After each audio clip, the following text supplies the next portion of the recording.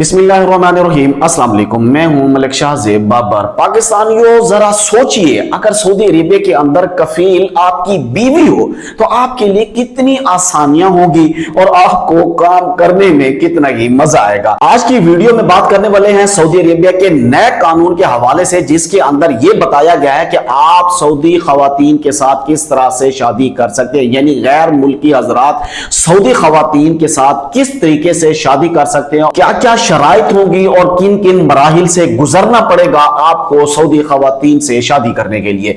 तफसीलात आपसे शेयर करता हूं, लेकिन उससे पहले रिक्वेस्ट है, अगर आप मेरे चैनल के ऊपर नए हैं तो चैनल को जरूर सब्सक्राइब कर लें, बेल के आइकन को प्रेस कर लें ताकि मेरी तमाम आने वाली वीडियोस आप तक वक्तन फवक्तन पहुंचती रहें। सबसे पहले तो मैं आपको यह बता दूं, जिस खातून से आप शादी करना चाह रहे हैं उसकी जो उम्र है वो कम से कम 30 साल होनी चाहिए और ज्यादा से ज्यादा जो इसकी लिमिट है वो है 55 साल, और आप दोनों की एज में जो डिफरेंस होगा वो एटलीस्ट कोई 15 साल का डिफरेंस होना चाहिए। तो सबसे पहले जो गैर मुल्की होगा उसका फुली चेकअप किया जाएगा, मेडिकल किया जाएगा, ताकि उसके अंदर कोई ऐसी बीमारी, कहीं ऐसा ना हो कि कोई ऐसी बीमारी हो जिसकी वजह से आगे बच्चों तक ट्रांसफर हो सके। जब आपका मेडिकल चेकअप अप्रूव होगा, मेडिकल के बाद आपको जो है वो निकाह की, शादी की डेट दी जाएगी। यहाँ पे सबसे जो इंपॉर्टेंट चीज है वो है जी तनख्वाह के हवाले से। प्राइवेट सेक्टर और गवर्नमेंट सेक्टर दोनों के हवाले से बात करेंगे। प्राइवेट सेक्टर में जो है कम से कम आपकी तनख्वाह 5000 रियाल होनी चाहिए और आपके पास एक प्रॉपर रिहाइश भी होनी चाहिए। कुछ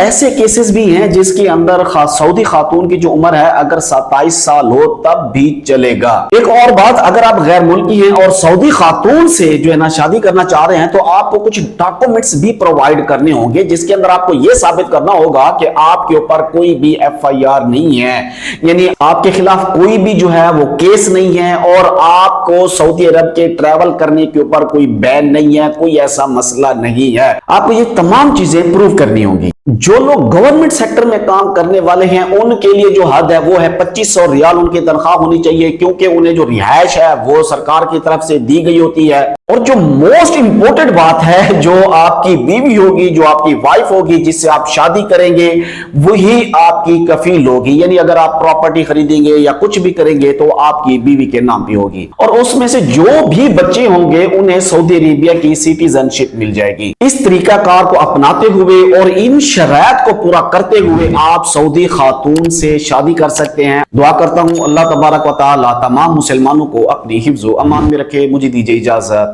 अल्लाह हाफिज।